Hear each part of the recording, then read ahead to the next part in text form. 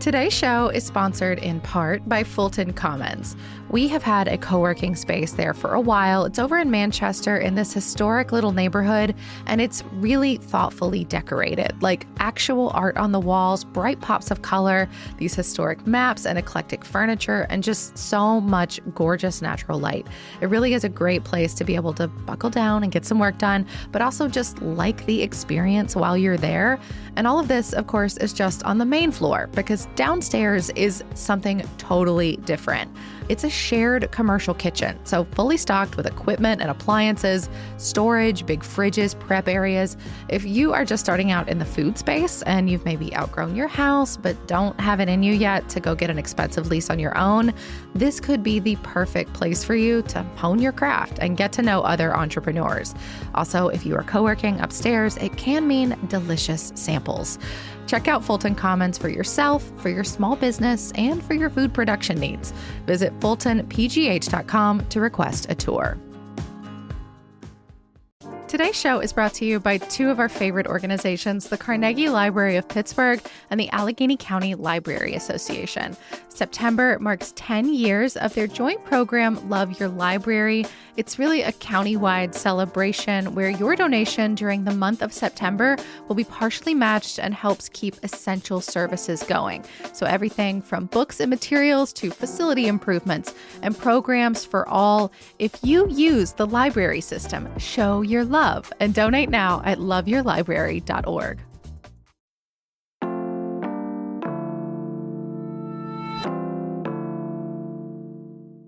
Today on CityCast Pittsburgh, pumpkin spice lattes may get all the fanfare, but there are a lot of ways to take in a pumpkin in Pittsburgh. Today, we're talking about the best menu items, snackables, sweet treats, and local beers, plus a couple recipes you can tackle at home if you want to celebrate pumpkin season here in the city.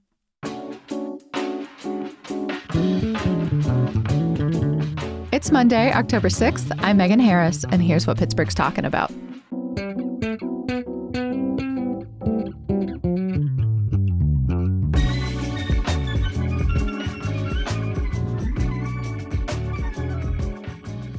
Before we get into the show today, I just want to pause. I'm here with executive producer Mallory Falk. Hello. Hi.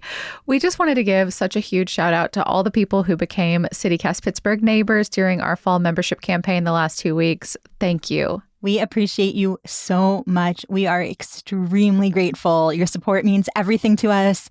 We cannot wait to meet you in person. You're going to start getting invites to our members-only events, and we are so excited to get to know you better and to share your shout-outs on the podcast in the newsletter, because now, as a CityCast Pittsburgh neighbor, you get to tell us about the spots in the city you love the most, the organizations that are doing work you want to highlight. Please send in your shout-outs. Yes, and not just us. Tell everyone. Tell everyone who listens and reads us. You get to have access to the whole network with your recommendations. Of course, our membership campaign did officially wrap up on Friday.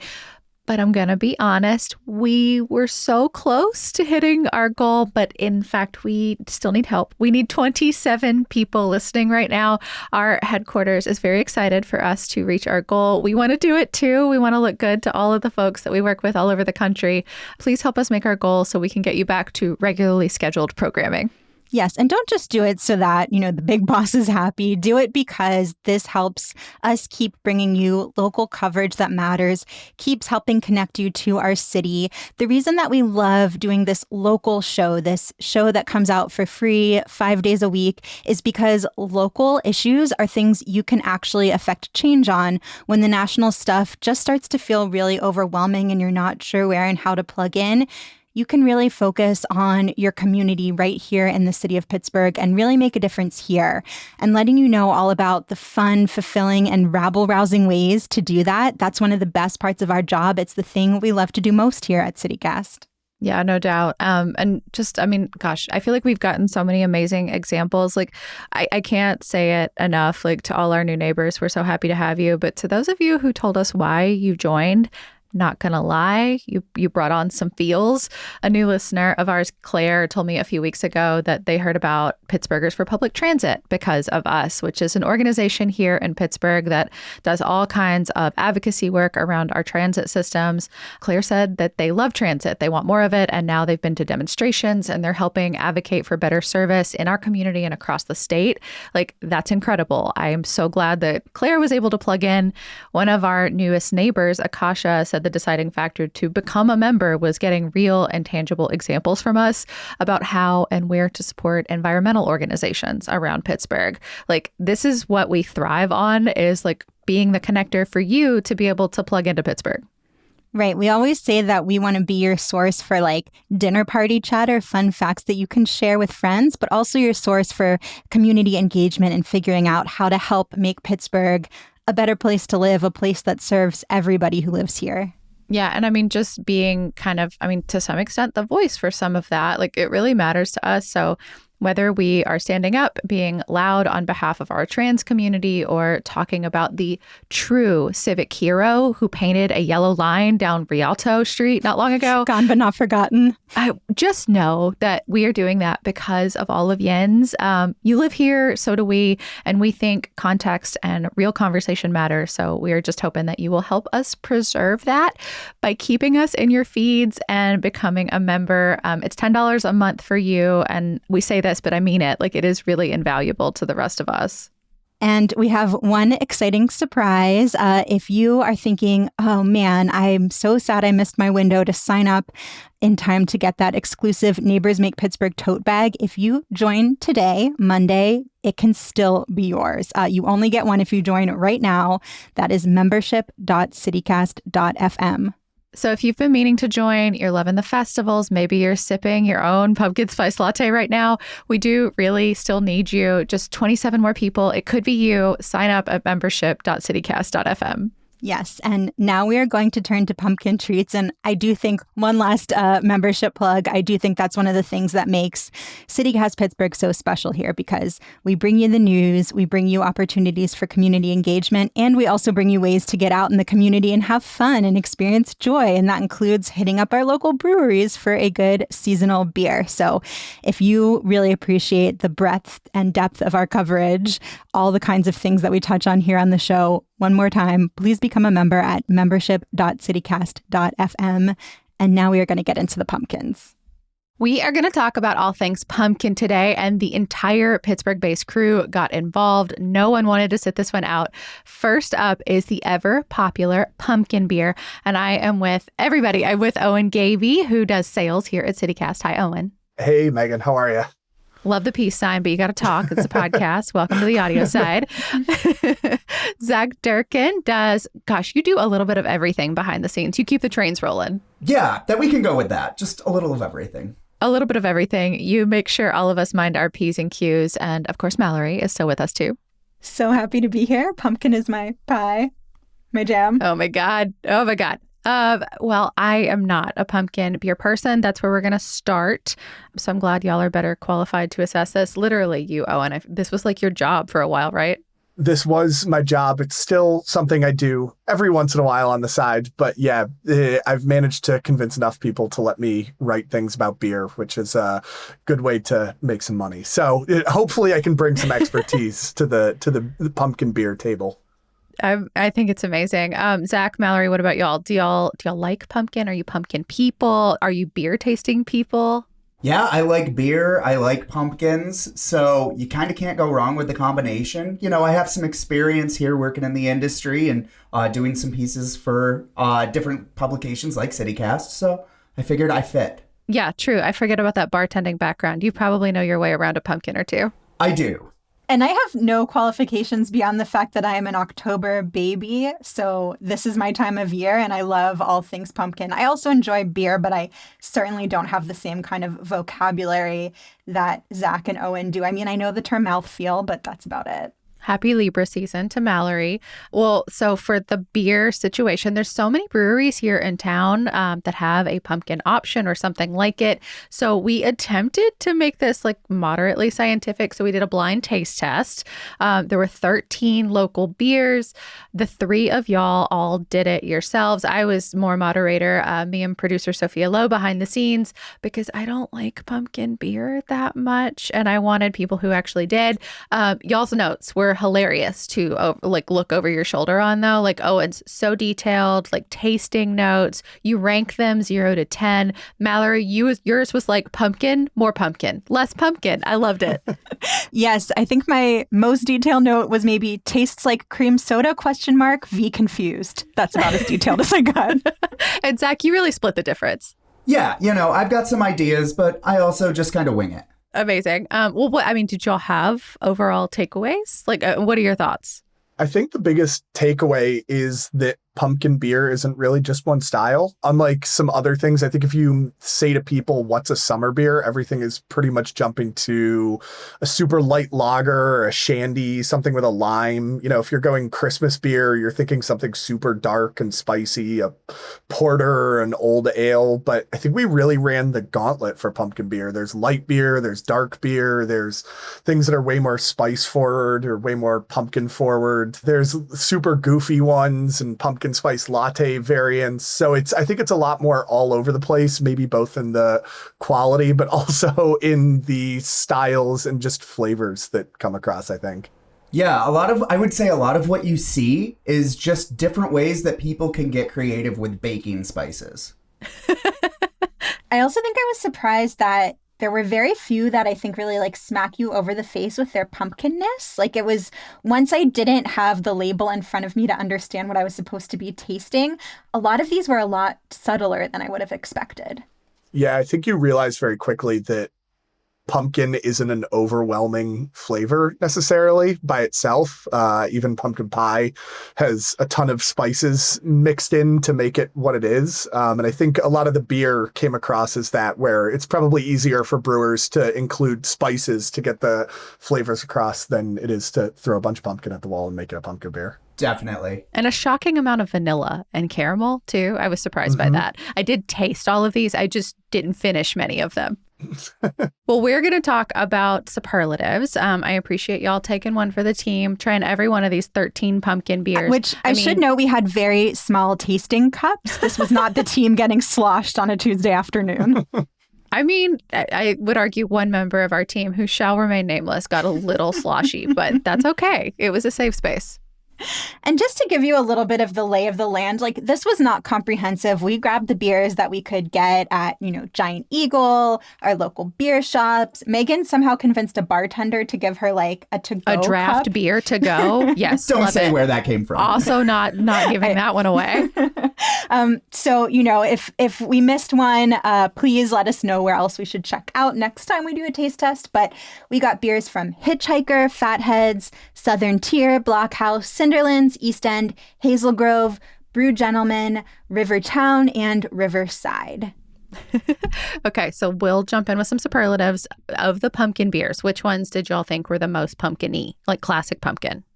I think this bleeds into what also might be my favorite one, but in a shocking turn, I think for some of us, Blockhouse's pumpkin beer was, I think, the most pumpkin by far. 100%.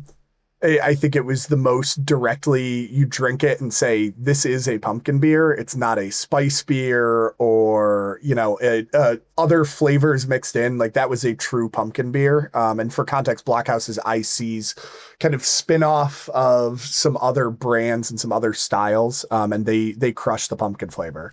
And I didn't realize that until you said that, Owen, that Blockhouse, because they're the ones that are like in every Giant Eagle. I feel like they're kind of ubiquitous around here. I had no idea that was part of the Iron City family. Yeah. And they've done a really good job. They've only got 4 beers or so, I think, that under that label. But the pumpkin one is really good and very pumpkin-y. They do a good job, and I would say with that one, though, that to me, I wrote nutmeg beer as my note because the nutmeg was so strong on that one. So for my most pumpkin-y, I went with Rivertown's Headless Wiley, actually. That's where I really noticed that you got more of that, like, pumpkin-y, that smoothness, and kind of vegetal quality that you get from pumpkin and squash. I'm not going to lie, vegetal as it relates to beer is not a phrase I've heard all that often or really like hearing. But I'm the hater. Mallory, what about you? What did you like? I mean, I'm going to go with Owen. I thought Black House was for sure the most pumpkin-y, and in a good way. I actually thought it kind of tasted like pumpkin pie, which is not what I thought I would want in a pumpkin beer, but it was really delightful. And yeah, just felt like the one that was really doing the job, delivering on what was promised. And I think what's also nice about Black House is that is the one that when I was like on this journey to gather these up, like there are 6 packs of Black House everywhere. This is a really easy, accessible one to get at like your local Giant Eagle.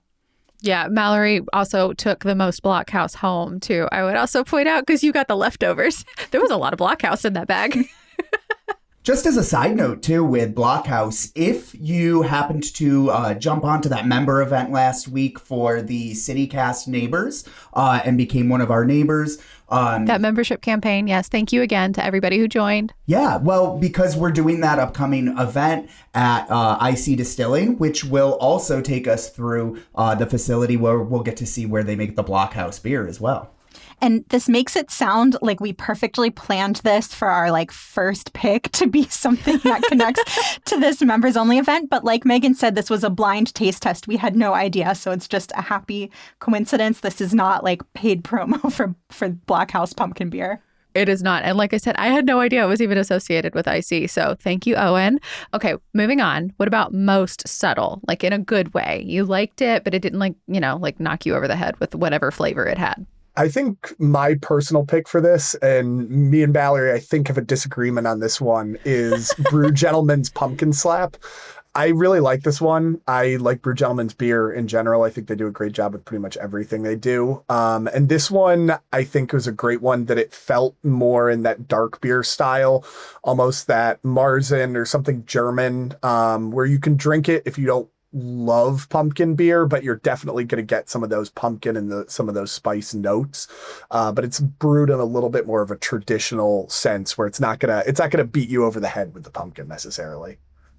I fully disagree with you. I don't know how Mallory's going to swing, but that is not my pick.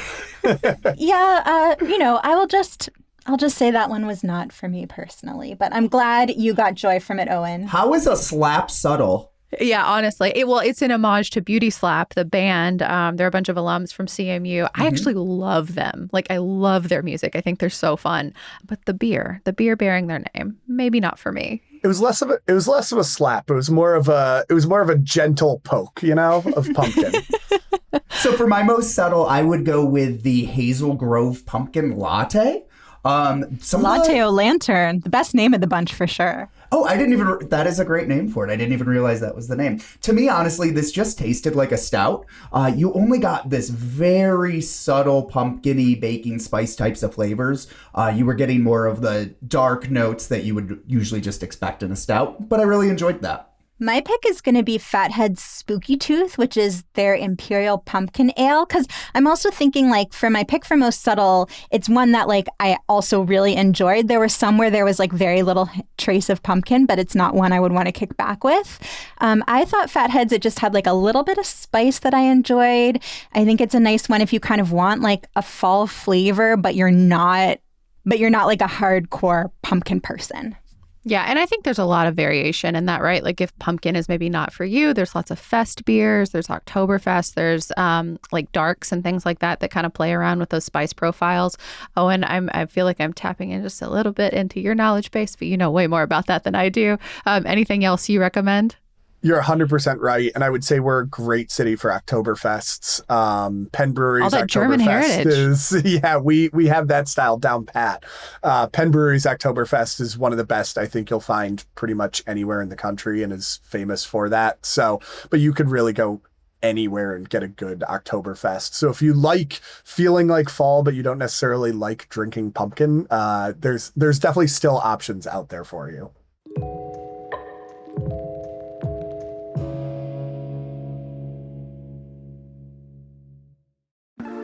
Today's episode is supported in part by the Pittsburgh Opera.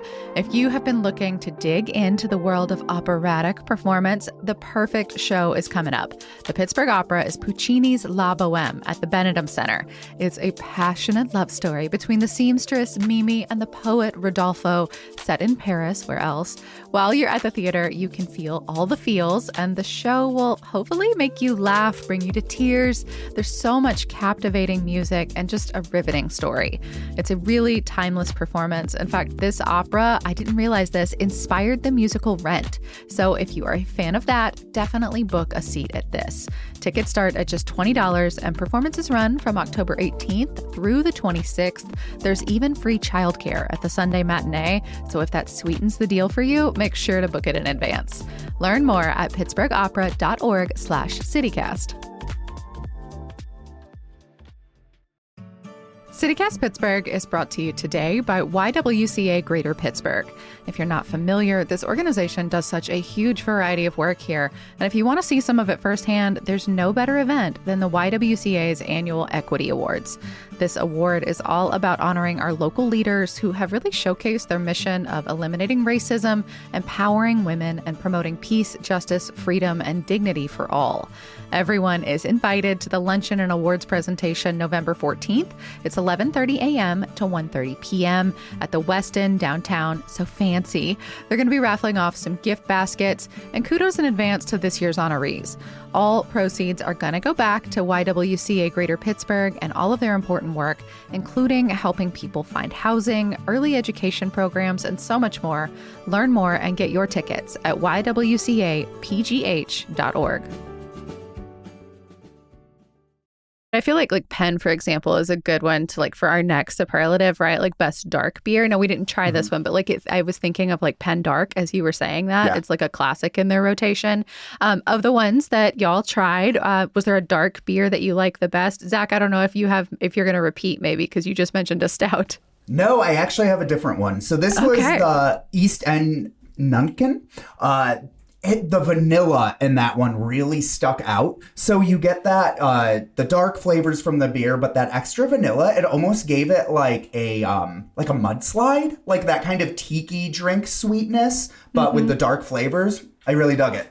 Yeah, my choice for this one would actually be what Zach picked last time, the Latte au Lantern. I agree. I really like that one as a dark beer. But the other one that I would just shout out really quickly is Pumpkin, Southern Tier's choice. This one is really famous at this point in the city. It's, I think, one of the more iconic pumpkin beers, as a lot of the seasonal beers that Southern Tier does. It's strong. It's definitely not one of the lighter beers on this list, but it's a good option if you want something kind of rich and chewy as a heavier beer option. See, this is where my lack of beer terminology comes in, because if you told me a drink was chewy, I would think that was a negative thing, but you're describing it as a positive. Well, I think it's just it's like the mouthfeel, right? Yeah. It just especially some beers truly feel like you just had a meal, right? After you drink them. And I think pumpkin and several things actually that Southern Tier do, especially their seasonals, which they have a ton. They have a ton of seasonals. Pumpkin is just one of the biggest and most known. I feel I don't know, that's kind of a thing, right? Yeah, Megan, you nailed it. You have all the terminology down pat there. I'm working on it. I'm trying to manifest my best Owen Gaby over here. Mallory, what did you like of the darks? Yeah, I mean, East End Nunkin was one of my all-around favorites, but I'm actually going to go with Owen's pick as well, the Latte au Lantern, because I am not normally a dark beer kind of person. I do not love porters. I do not love stouts, and I really enjoyed this one. So for sippability alone, for its ability to kind of transcend whatever quality is that I don't love about dark beers, this is my winner. That's great. I like we're winning hearts and minds. Latte au Lantern, a sleeper pick. Any that surprised y'all that you were really into? So I was very prepared to dislike. Hitchhiker has a standard pumpkin beer called Throwback. That was not available at the places I stopped in. So instead I got their Easy as Pie option, which is described as a pumpkin spiced latte white stout. Every word in that description made me think I was going to really dislike this one. And it was one of my favorites. I loved it. Yeah, I'm with Mallory on that, actually. I loved this beer, and I was not expecting to really get into it. I'm not a PSL guy, though I do like, beers with those coffee notes and everything. And this really had some kind of intense coffee flavors, but in a really lovely way that balanced out with some of that creaminess and the baking spices. I think it's also interesting because it's a white stout, or that's how they label it, which is a very uncommon style of beer. They describe it as a stout, but it pours and looks like a lager or a, pale ale.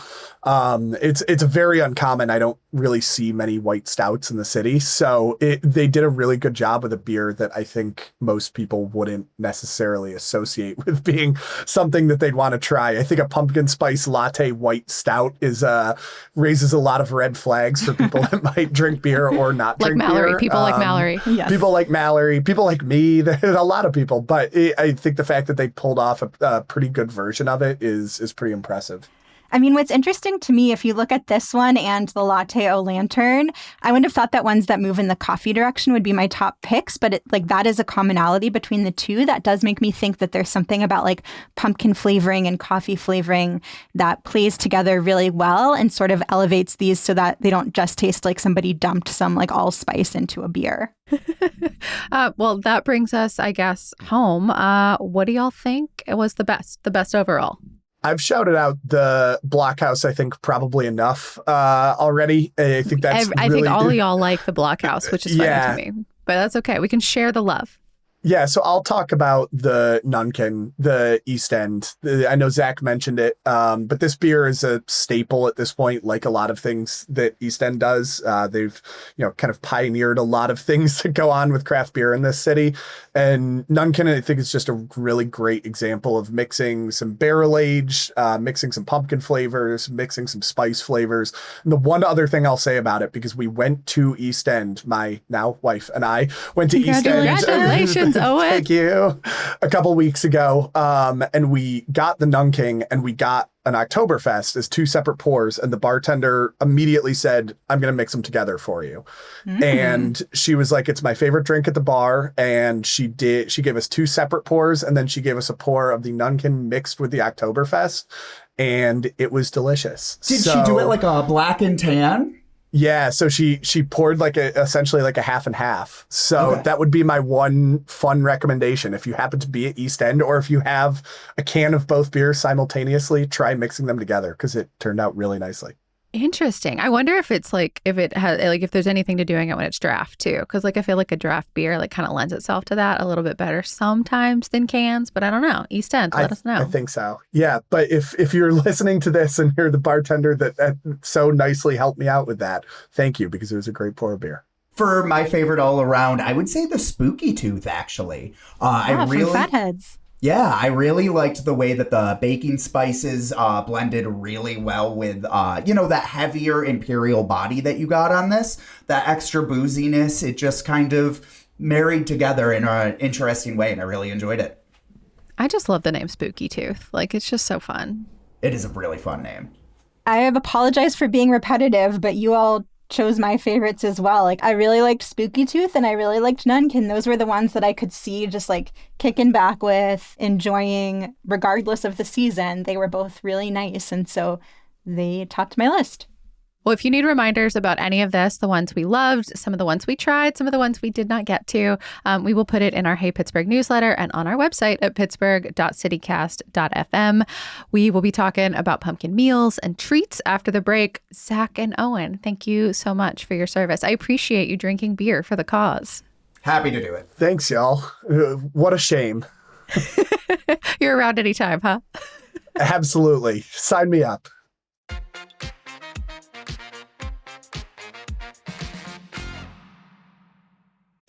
Today's episode is sponsored by Liberty Magic, Pittsburgh's premier speakeasy theater that's all about elevating the art of magic. They're bringing back a beloved performer, Michael Misko, who calls himself a bit of a mischief maker. He's going to be putting on his show, I Laugh in the Face of Magic, which blends sleight of hand with extremely dry roasted stand-up. He says 90% comedy, 10% magic. And for those feeling extra adventurous, consider upgrading to the Skeleton Key VIP experience. You'll get front row tickets, talk about close-up magic, plus an exclusive post-show meet and greet. And either way, you're going to leave asking whether the whole thing was real magic or just really funny. Definitely give Liberty Magic a try. People always show up there looking for the unexpected, and this show is going to have that extra special blend of comedy and showmanship. Get your tickets at trustarts.org/magic before they disappear. Okay, we are back and we have swapped Owen and Zach for our regular members of our CityCast Pittsburgh team. Welcome to producer Sophia Lowe and newsletter editor Francesca DeBecco. Y'all are going to talk about pumpkin food. Yes. And I came hungry today. I love the enthusiasm.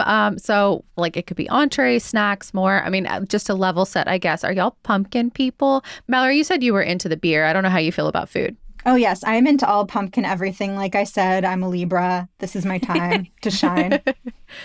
I agree. The more, the merrier. I will start in September and keep it going until through the winter. Yeah. I think I like a pumpkin savory more than sweet pumpkin stuff. Like, I think pumpkin spice is overdone. I know that does not have the actual pumpkin itself. But That's yes, fair. very open to something that is like an entree that is like pumpkin based or like butternut squash based, that kind of stuff. I'm glad you've already like broken the seal on the squash debate, because that was going to be one of my central questions: is does squash get to count in this pumpkin discussion? Because if so, I'm ready. I can participate. Pumpkin I'm dicier about. I'm a pumpkin skeptic. I think so. They're all gourds. I think it depends on the squash. Butternut squash, yes. If you're going to try to tell me that a spaghetti squash is in the same realm as pumpkin, I think no. But an acorn squash, yes, which Yes. is central to my point later. We'll get to that. Okay, I'm excited. We're going to talk about some sweets, some savories. Like I said, I'm a little bit of a hater, but I'm not as grumpy about the food as I am about the beer. So let's start savory, Sophia, since that's really where your heart lies. What have you eaten and what are you excited to check out? So I haven't really been eating a ton of pumpkin just yet. The last pumpkin thing I ate, I think, was the pumpkin samsa at Chaikana. I believe this is actually a year-round special, so not fall exclusive. So a samsa is like a flaky pastry, so it's stuffed with pumpkin. I think this might be like kabocha squash, like I think like Asian pumpkin. Which that also is counts. actually, that I think counts. I actually like that more than like the regular old like orange pumpkin you see on the fields this time of year. The regular old orange pumpkin. And if you're not familiar, this is an Uzbek place in the West End, has incredible food. But in terms of like the classic, orange pumpkin, I do really want to try Dianoya's pumpkin gnocchi bowl. Like, I think it just released last week. And, I think this is definitely like a social media creation because it is a bunch of cheese and pasta stuffed in a pumpkin. Like is there literally even- served in the pumpkin. Yeah, like I don't even know if there's actually like pumpkin in the pasta. There I imagine is. there must be. Yeah. And they have 3 different types of cheeses. So mozzarella, pecorino, and Parmesan. It's super cheesy. It's definitely one of those viral things you'll see all over your social media. Sophia, I'm with you. I haven't had it yet, but this has got to be the year. I mean, y'all keep talking about like a group outing to this place. Like, I'm just imagining the volume of lactate I'm going to need for to take a single bite of this dish. What's wild to me is that Dianoya's actually has the recipe for this online. We will link it in case you want to try to make it at home. I'm shocked that a restaurant is like giving their recipe away, but I'm also very grateful to them for like spreading the wonder that is the pumpkin gnocchi bowl for everybody. I mean, how many people are actually going to take the effort to make this, like hollow out their own pumpkin, all that stuff? Well, now's the season for it. It is, but I just think it's so much more work to like carve one out and then it's gone in the next 30 minutes versus like a jack-o'-lantern that sits out for a while. Although you don't have to deal with like the cleanup of your melted jack-o'-lantern at the end of the season that's like imploded in on itself. This just takes care of itself because it ends up in your tummy. I guess, but you still got to do the dishes after. But what else? What else are you all eating? I am on the pumpkin pasta train. That is where I want to be this fall. Is Girasole's pumpkin ravioli. This is in Shadyside, and it looks so good, guys. It's got brown butter, walnuts, and sage. I just want to dive into this dish. So that's also on my must eat for October. I mentioned that I'm an October baby, and for like a long time, I had a tradition of every year on my birthday, I would have a pumpkin ravioli because it's like, only Aw. seasonally available. It's Like the special a thing. pumpkin ravioli, like one single birthday ravioli. Like Put a candle in it. I had really sad celebrations. A pumpkin ravioli dish. it's like getting an orange at Christmas. It's like a depression child. Valerie, what are you excited to eat? So I wanted to bring something that is available year round in case you want to get your pumpkin fix, any time of the year. Something I really love is the pumpkin curry at Smiling Banana Leaf, the Thai restaurant in Highland Park. Oh, all of their curries are so good. Everything on their menu is phenomenal. You really can't go wrong there. But their pumpkin curry is one of my favorites. So it's made with sweet Thai pumpkin, peas, carrots, Thai basil, and coconut milk. You can add a protein. One of the things that's so nice about Smiling Banana Leaf, too, is they have these nice picnic benches outside. So while the fall weather is beautiful, you can enjoy a curry al fresco. And then this is cheating a little because I know we're not talking about sweets yet. But if you're in that area, on Bryant Street, you can go across the street over to Food Glorious Food, the bakery, and they've got some seasonal pumpkin treats. They've got pumpkin spice cookies, pumpkin rolls, pumpkin pie. So if you want to just go all in on the pumpkin for a meal, for a dessert, it's a great double feature. That's a great hack. I mean, if we're going to start cheating on the sweets, like I feel like I'm seeing pumpkin cheesecake on like every menu right now. Like I guess that's the moment for it, right? I feel like pumpkin cheesecake is very Thanksgiving dessert. Yeah, I'm not sure how it differs tremendously from like I'm imagining a pumpkin pie combo cheesecake kind of thing, but I haven't actually seen it or ordered it in person. We'll report back when you do. It won't be for me. I mean, mine is going to be soup. I like soup. I usually make it myself because I have like a vegan version that I do with like acorn squash and sweet potatoes and carrots and onions and just like roast it all up and throw it in a blender with as much coconut cream as I need. But if you do not have access to my personal kitchen, I recently saw on Instagram Senti, the Italian restaurant in Lawrenceville, there by the Doughboy statue. They are doing what looks like a much more decadent version of the soup that I make every single fall anyway.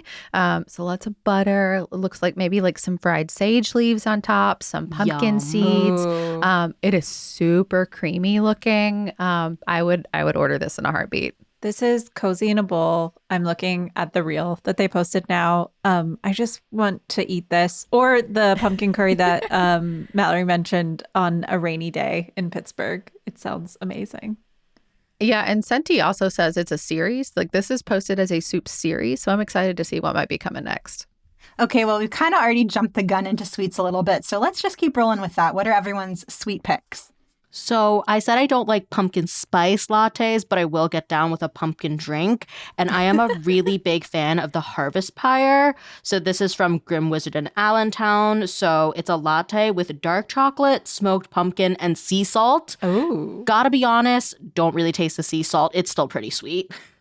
Well, also Grim Wizard is just so much fun to visit this time of year too.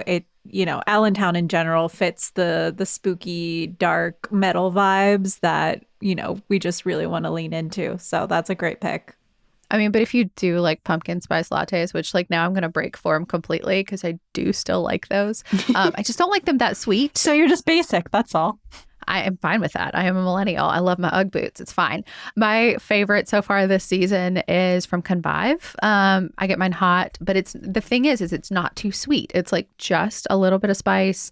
And very importantly for my non-dairy folk, the oat milk is well blended. It doesn't look curdled when you open the cap, which is very important to me. I need it to taste good and feel good in my mouth. I'm with you there, Megan. I love a pumpkin spice latte. I will try all of them until I find my favorites. I agree. It can't be too sweet. My favorite right now is from Commonplace, but I am open to more suggestions. Yeah. And actually, I'll just throw this out there because I recently stopped by their truck. If you do like a dairy option, the Roaming Bean coffee truck that goes around has a truly over the top pumpkin cookie butter latte right now. It comes with pumpkin cold foam and cookie crumbles. Like some of their drinks have whole like cookies and other items like stuffed into the top of them. Like, for example, Mallory, there's a waffle cone latte right now with maple and caramel and a whole Madeline cookie. So if you're interested in that. Why are you calling me out? Am I like the waffle person on the team? No, but you like maple. You like That's you true. Like I do love maple.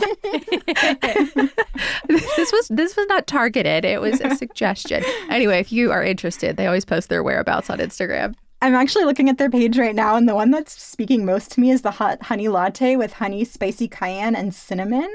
You know, I didn't notice the cayenne. If I had, I would have picked that for Mallory you. I'm so also sorry. loves a spicy drink. Yes. Francesca, what about you? What are you liking that's sweet? Well, I recently went out to Three Brothers Bagel in Glenshaw, and they've got a pumpkin bagel on the menu. I know I might hit some controversy here because, Sophia, I know you don't like sweet bagels. I'm trying to be nice about this and not boo, but I don't think sweet bagels should exist. If you're getting a sweet thing that's round with a hole in it, get a donut. Well, I'm going to challenge you here because it wasn't overly sweet, the bagel itself. It was just a little, pumpkin flavor, a little bit of spice. But I actually turned it into a savory item because I had my egg and cheese sandwich on the pumpkin bagel, and it was actually really good. That sounds really good. See, I like my bagels either like bacon, egg, and cheese, salt, pepper, ketchup. So I'm not doing that on pumpkin. That's how you order. Mallory just gave me this face like, what's happening? Or I want like my scallion cream cheese, and I'm not eating that with pumpkin. That sounds bad. I feel like somewhere there's a Pittsburgher that would absolutely order a pumpkin bagel with ketchup on it. You know what? I wouldn't be opposed if it was paired with like the egg. I don't know. It was good. It was. I love Francesca. Francesca is that Pittsburgher. I love a sweet and savory combo. I think that's what breakfast is all about, and this really fulfilled it for me. But if you just want the sweet, they're also making pumpkin cinnamon rolls with cream cheese icing, and that was amazing. So carb loading out in Glenshaw. I'm going to keep us going with the baked goods. So I am very excited to try the seasonal menu at Mediterra, the bakery that's got like a few spots in and around town. They have a very extensive list. I'm not going to read the entire thing, just a sampling. They've got a pumpkin Pop-Tart, a caramel pumpkin dome tart, a pumpkin cruffin, pumpkin spice chocolate covered Oreo, and then, more and simpler cheesecake. fare. I'm seeing the pumpkin cheesecake on here. They got the pumpkin cheesecake. And then they also have a really great looking fall drink menu. So kind of going back to what we were talking about before, there's a pumpkin spice latte, but then they also have a bunch of other like autumnal flavors if PSL is not your thing. There's a maple caramel latte. That sounds great to me. So Megan, you're right. You have me pegged. I'm a maple girly. I didn't make it up. But yeah, so you can go get your pumpkin pie croissant, your maple latte, and just have a nice little morning. Oh, I want this pumpkin bread. I got to get some of that. That's really where I was going to wrap it up. Is I really like bread, like just the classic pumpkin bread. I love bread. I love bread. And I personally like to make two versions, although I'm happy to purchase it as well. I like a beer bread. So that is the only way that I will take in a pumpkin beer is by pouring it in. And then I also like the classic dense sweet cake. I have a couple different recipes. One involves chocolate and the other does not. They are delicious and very easy to make. Are you going to be like Dianoia's, or are you going to share your recipe publicly? If you want it, yeah. I'll send it to the team on Slack, and then we'll see where it goes from there. Heck yeah, let's share it out. That is all for today here on CityCast Pittsburgh. Thank you to our newest neighbors. Y'all really came through for us. Again, we do still need just a few more, but thank you so much to Adele T, Sarah S, Kelly L, Diane S, Susan C, Benjamin L, Ann D, Barbara W, Darnell P, Roseanne S, Michelle P, Travis B, Robert C, Ann K, Melissa M, and Catherine A. Oh my gosh, y'all. We're so grateful how many of y'all showed up at the end of our membership campaign. I'm hoping we can get a few more of you. We have not reached our goal and we really want to. We're so close. You can sign up right now and still get our exclusive tote bag at membership.citycast.fm. We will be back tomorrow with more from around the city. I'll talk to you soon.